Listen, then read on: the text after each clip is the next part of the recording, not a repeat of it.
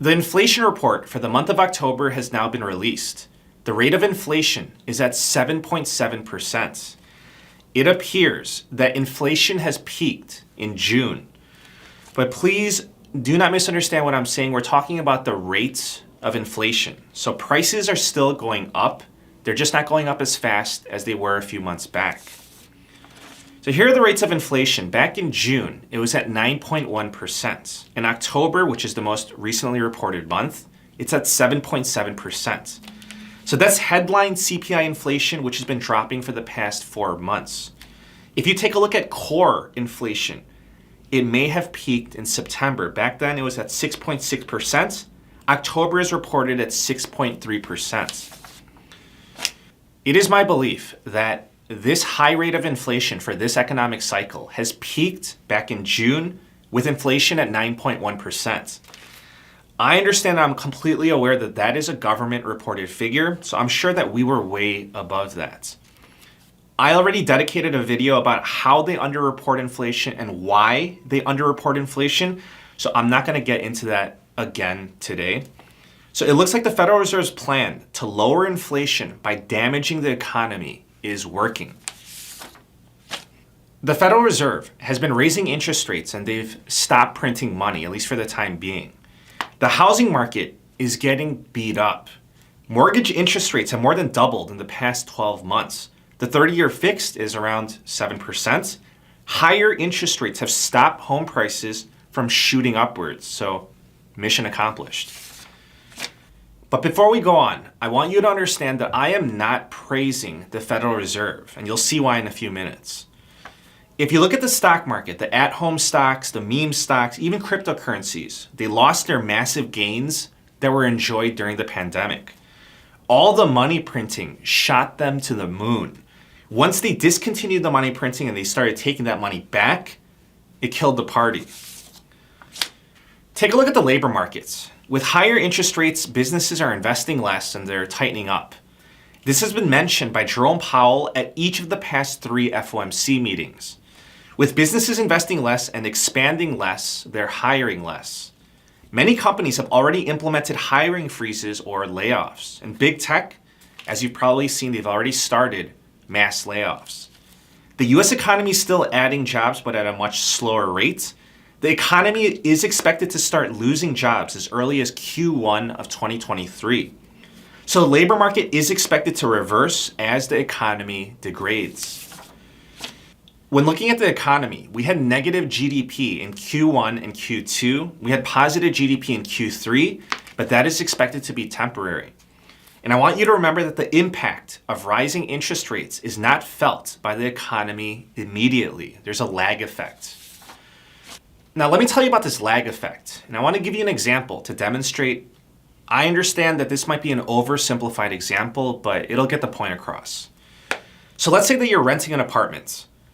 As rent prices go up because of inflation, you're not going to feel the pain immediately because most likely you're going to be locked into a contract. But when it comes time to renew your lease, then at that point, yes, you're going to feel the pain. For some industries and for some companies, the interest rate increases hurt them immediately or relatively fast. For other parts of the economy, it takes time for the effects to be felt or fully felt. Now, the Federal Reserve is expected to raise interest rates again on December 14th and on February 1st. And you have to remember that the lag effect is in place, so the damage of the previous interest rate increases has not been fully felt. So there's more pain to come for the economy. Now, let me explain the part where I said I'm not praising the Federal Reserve. They're choosing to bring down inflation by harming the economy. You hurt the economy, you slow down demand, and by doing so, you slow down inflation. Another way to bring down inflation would be to decrease the money supply. So you can do that with bank reserve requirements, but that would mean that the banks would make less profits. So that's another option, but the Federal Reserve decided to go with harming the economy instead. Now here's the thing, 7.7% inflation is still awful. Like, you have to understand, it's very, very bad. With 7.7% inflation, that means that prices double every 9 years. If the average price of a home right now is $400,000, then can you imagine that? That the average home would cost $800,000 in 9 years. For people in California, they don't even have to use their imagination. That is their reality. So that's how it is over there. But basically, the rest of America would catch up to California. But when that happens, the average price of a home in California would probably be around $1.5 million. The average price of a new car is about $48,000 right now. So can you imagine that in less than 10 years, the average car would cost $96,000? So you're going to be paying $70,000 for a Honda Accord at that rate, $65,000 for a Toyota Camry, $60,000 for a Honda Civic. You spend $100,000 on a car, you're not going to get a supercar, you're going to get an Acura. You know, Acuras are cool, but not $100,000 cool. And this is where we're headed. If inflation is at 7.7%, prices doubling every 9 years. If inflation is at 2%, prices double every 36 years. So it's a big difference. We have inflation at 7.7%. That is very far from the 2% target. And we have the economy, the housing market, and financial markets already in trouble. So that's the thing. Can we really endure the pain of getting inflation down to 2%? Listen, inflation went down from 9.1% in June to 7.7% in October. End of June to October, that's 4 months, inflation went down 1.4%. It's going to be very difficult when inflation gets in the 5% range.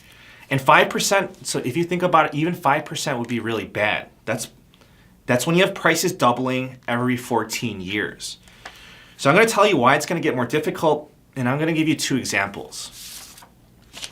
So example is number 1, let's just say that you're extremely overweight. So when you change your diet and you go to the gym, the first few pounds, they're going to melt off right away.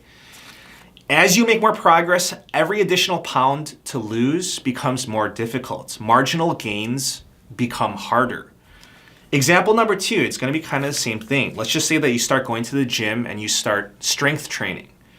The first few months, you're going to make huge gains, whether it be on the bench press, squats, free weights, or machines. After a few months, you will start to plateau. And just throwing on an extra 5 pounds, it's going to feel like, oh man, that's so much heavier. It's going to be the same thing with inflation.